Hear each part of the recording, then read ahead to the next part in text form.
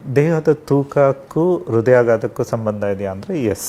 So ಸ್ಥೂಲಕಾಯ especially ನಮ್ಗೆ obesity ಮೇಲೆ ಡಿಪೆಂಡ್ ಆಗುತ್ತೆ. ಎಕ್ಸಾಕ್ಟ್ ಬಾಡಿ ವೆಯ್ಟ್ ಅಲ್ಲದೆ ಇದ್ರೂ ಒಬೇಸಿಟಿ ರಿಲೇಟೆಡ್ ಸ್ಥೂಲಕಾಯದವ್ರಿಗೆ ರಿಸ್ಕ್ ಆಫ್ ಹಾರ್ಟ್ ಅಟ್ಯಾಕ್ ಜಾಸ್ತಿ. ಸ್ಥೂಲಕಾಯ ಯಾಕೆ ಬಂತೆ? ಕೊಲೆಸ್ಟ್ರಾಲ್ ಡೆಪಾಸಿಷನ್ನಿಂದ. ಈ ಕೊಲೆಸ್ಟ್ರಾಲ್ ಬರೀ ಹೊಟ್ಟೆ ಹತ್ರನೇ ಇರಬೇಕು, ಒಬೇಸಿಟಿನೇ ಮಾಡಬೇಕು ಅಂತೇನಿಲ್ಲ. ಅದು ಈ ಥರ ನಮ್ಮ ರಕ್ತನಾಳದಲ್ಲಿ ಎಲ್ಲಿ ಬೇಕಾದ್ರೂ ಡೆಪಾಸಿಟ್ ಆಗ್ಬೋದು. ಈ ಡೆಪಾಸಿಷನ್ ತಲೆಯಿಂದ ಹಿಡಿದು ಕಾಲು ತನಕ ಎಲ್ಲಿ ಯಾವ ರಕ್ತನಾಳನ್ನು ಬೇಕಾದರೂ ಇನ್ವಾಲ್ವ್ ಆಗ್ಬೋದು.